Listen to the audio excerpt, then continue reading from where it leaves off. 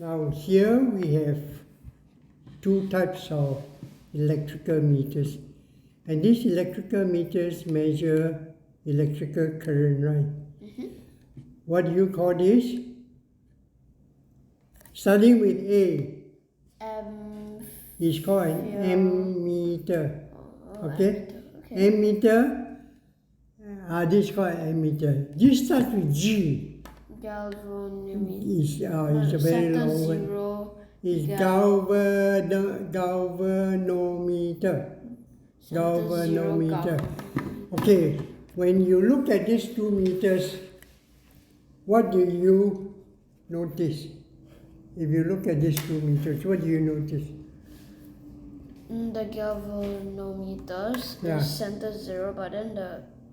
Okay, first you notice that when no current passes through, the pointer is at center, right?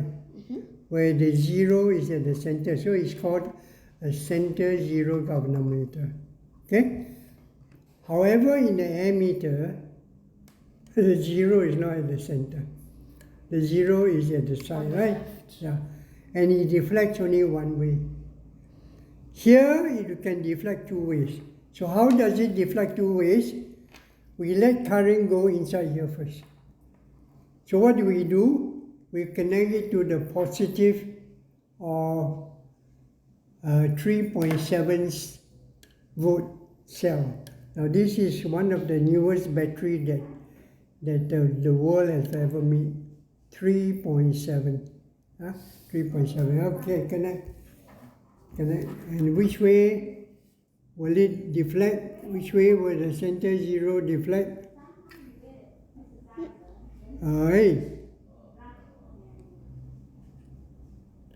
Which way will it deflect? It deflects to the right? Huh? So you notice that the red knob is always on the right for any meter. If you find a meter where the red knob is not on the right, then that's not a proper meter. Okay? The red knob on the right, and when you pass the current through into the right red knob, it deflects to the right. Huh? Deflects to the right. What happened? I went to the left because I stopped it. Yeah, of course. If you let current pass through into the black knob, then you will deflect to the left. Is that clear? There? Yeah, not touching, yeah. Deflects to the left. So remember, even the A-level teachers sometimes got it wrong. Why? Because they think if current goes into the right red knob, it deflects to the left, which is wrong. Okay? So remember it until A-level. Can you remember? Okay. So if you pass current into the black left knob, then the deflection will be to the left. So what happens if you were to put this onto an ammeter like this? And then you let current go into the black knob. Then what will happen? It will go below, it will go below 0. Right? Hey, if you do like this, the meter can get spoiled. How much does this cost? $50. At least $50. I bought this $50 was over 20 years ago. And now I think it's probably about $70 or $80. These are made in UK. They're very good meters. But you get cheap ones from China. Huh? So remember, this is very, very, very important. Is that clear? So now, what we want to do is, we want to have a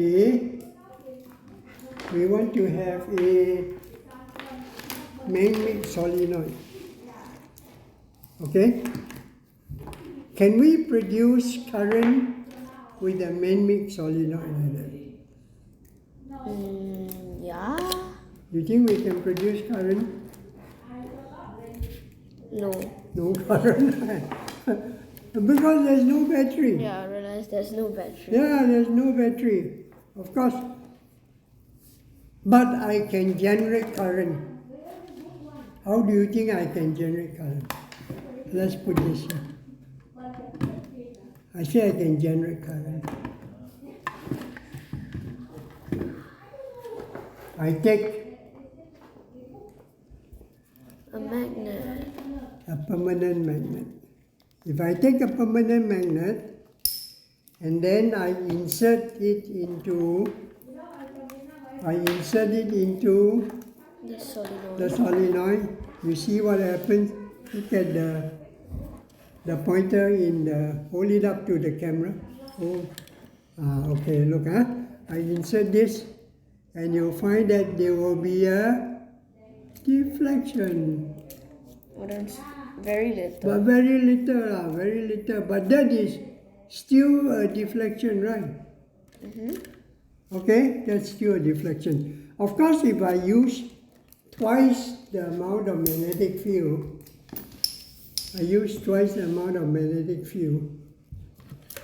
you think the deflection will be more or less? More. Of course, that is common sense, right? Look,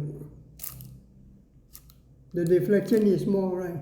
A bit. Yeah, a bit more. Barely noticeable. But what happens if I use a very strong magnet? It'll move a lot. What is a very strong magnet? Neodymium magnet. Yeah, neodymium magnet, okay? This one. This is a neodymium magnet. Okay? So now this is a neodymium magnet, and now I insert. See? Is it very strong? Much stronger lah, huh? Much But still stronger. very little. But it's still very little. Okay lah, okay. This is how many turns only? How many turns is it? How many turns? How many turns? 20. 20 turns. Okay, now we have 300 turns here. Okay, connect to the terminal. I'll just put this. Yeah, this one put on the side. Connect. Where's the other one? Oh, below. Yeah. No, below here.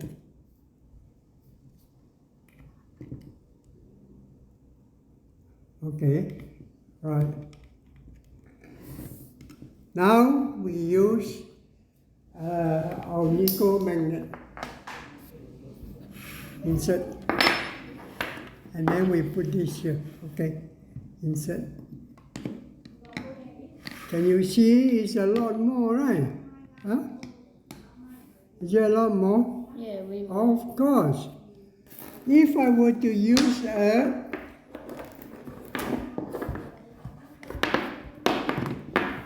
very strong neodymium magnet, take it out. If I use this, which is very strong, can you see? Wow, that's a lot. That's a lot. 600. Yeah. No, let's turn this to 600. Do you have to say? Okay, turn it to 600. 600, okay, 600. So heavy. Connect 600. Yeah, connect. 600. Okay, so now use this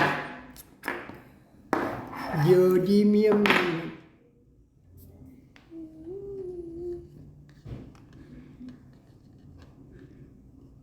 Yeah, actually you can see that this, depending on whether you insert it very quickly or very slowly. Slowly. If I do it very slowly, it's not very much, right? Huh? But if I,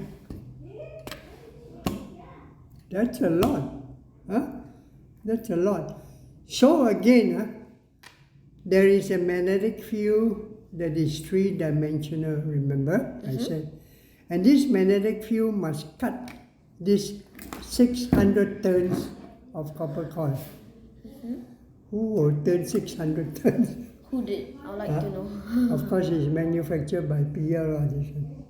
600 tons. And therefore, I feel you so can bad for the see, guy who had to turn it. you can see now, if I were to insert it slowly,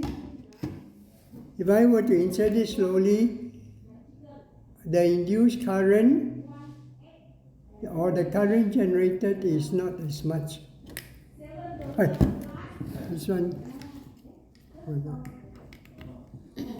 Alright, the current generated is not as much. If I do it slowly, can you see if I do it slowly?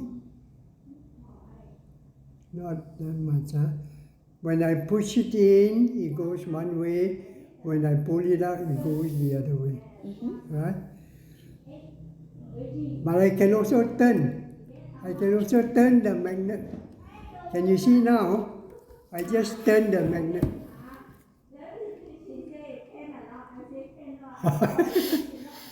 So as far as the magnet can turn like that, it's okay, right?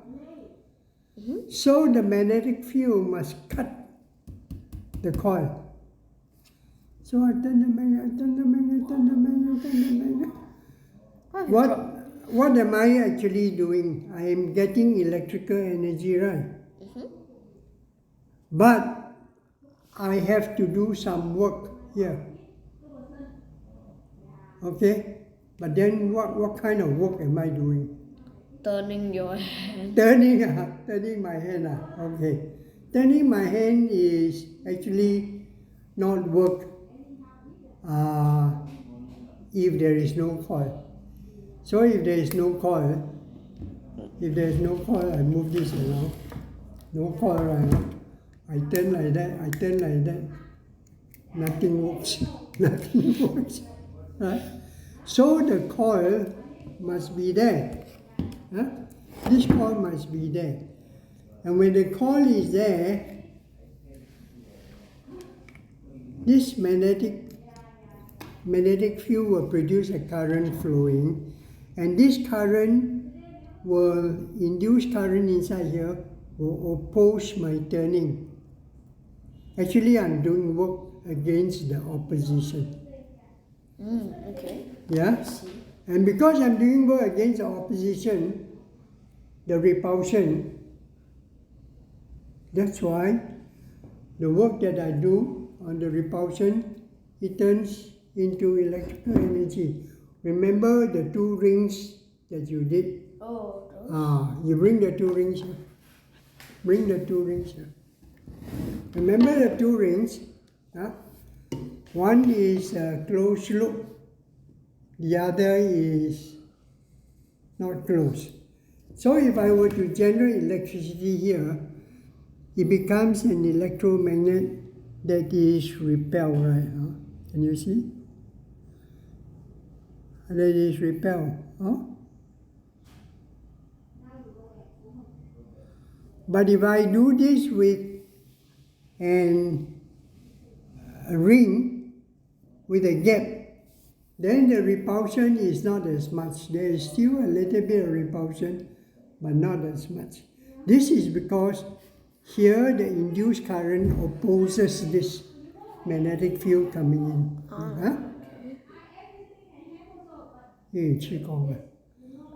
This one, it will induce an EMF or voltage across here. Voltage has got no magnetic field, so it doesn't repel. But this one will repel. Can you see? Yeah, you try. Try it with your right hand. Yeah, okay. Do it rhythmically, qi gong. Then try the other one. Yeah, you must not touch. please move, please move. Yeah, It's not that's moving. right. Yeah. Oh, this one moves a lot. Yes. Thank you. Yes, this is called electromagnetic induction, where you induce current, and the induced current flow opposite to the incoming pole. Okay? Then there is a repulsion, and you are actually doing work against the repulsion. And that work that you do is converted into electrical energy. Electrical, yes. Yes,